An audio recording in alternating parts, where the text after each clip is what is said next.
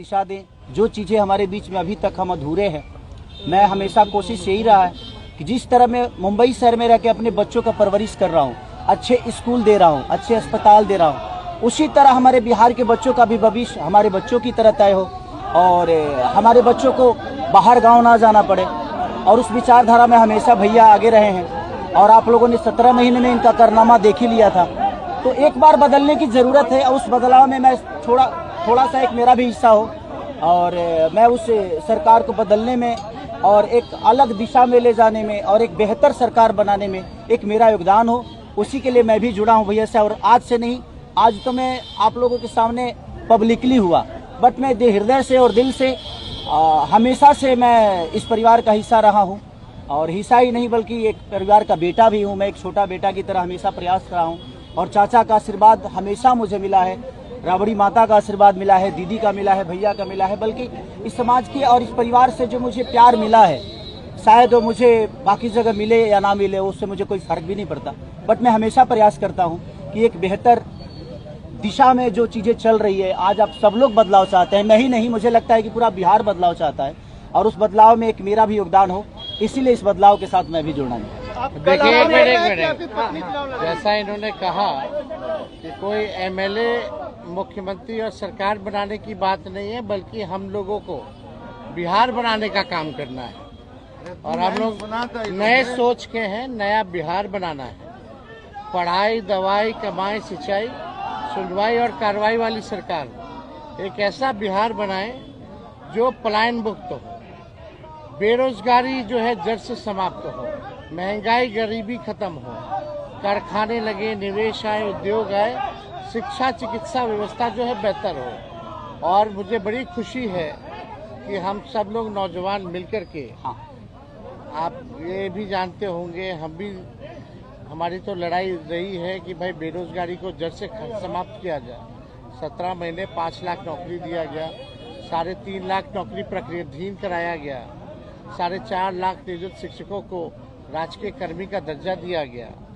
अब मेरा, हम लोगों का एक सपना है कि बिहार से बेरोजगारी खत्म हो और हमने, जैसा आप सब लोगों के सामने कहा है कि हमारा संकल्प है, हमारा प्रण है और हमने लोगों से वादा किया है और हमने पहले भी कहा है, तेजस्वी की उम्र कच्ची हो सकती है पर जुबान पक्की है। जो कहा है वो किया है, जो कह रहे हैं वो करेंगे और हम सब लोग मिलकर के नया सरकार तो बनाएंगे ही बनाएंगे।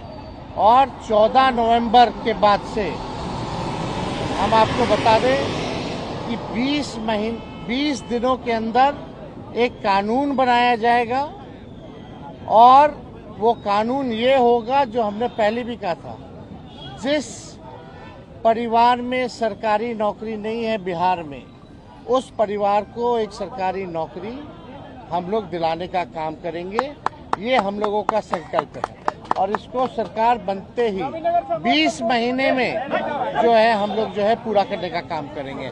तो कोई सवाल है तो पूछ सकते हैं। जी, कल आपने कहा कि अभी तक चुनाव लड़ने की बात नहीं हुई है, हमारी पत्नी नहीं बोली है, क्या हुआ कि एक दिन में पत्नी मान गई और फिर आज आप मीडिया के सामने आकर कह रहे हैं कि मना रहे थे? नहीं, देखिए, जहाँ तक बात है, मैं पत्नी को जितना समझता हूँ उतना ही ये भी मुझे समझती है। इनको भी पता है कि ये मेरे साथ छठ तो मना लेती है, बट बिहार की बहुत ऐसी औरतें हैं जो अपने पति के साथ छठ तक नहीं मना पाती हैं, दिवाली तक नहीं मना पाती हैं, होली तक नहीं खेल पाती है।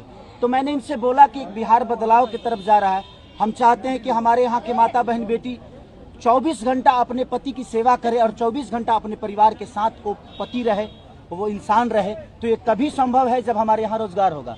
तो उस बेरोजगारी को खत्म करने के लिए मैं आपको आगे करना चाहता हूँ।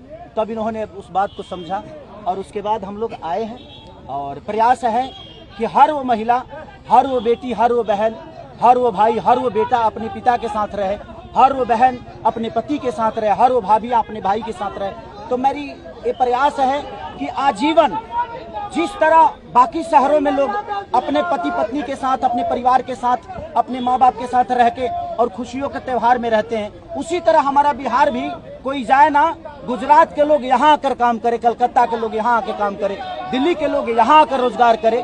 हम यही चाहते हैं और इस संवाद के साथ आप सबको दे सकते चुनाव आप लड़िएगा या पत्नी लड़ेगी? चुनाव आप लड़िएगा या पत्नी लड़ेंगी आपकी? ये लड़े चाहे मैं लड़े, अर्धांगिनी है ना हम। हाँ जी। एक ही बात है। देखिए, जीवन में पति पत्नी का जो प्रेम होता है ना, वो दुनिया में उससे बड़ा प्रेम नहीं है। माँ बाप के बाद अगर कोई संभालता है किसी बच्चे को, वो आपकी अर्धांगिनी ही होती है। तो मैं लड़ूं या ये लड़े, बात एक ही है। आरजेडी आपने क्यों चुना? आरजेडी बता तो दिए सर, एक ही चुना। जहाँ बदलाव होता है वहीं मैं रुकता हूँ, वहीं रहता हूँ। बिल्कुल, हर जगह, हर शहर में, हर जिले में जाइए, हर जिला में जाऊँगा मैं, हर जिला में। चलिए, सदस्यता जो है ज्वाइन करें। चलिए मैडम,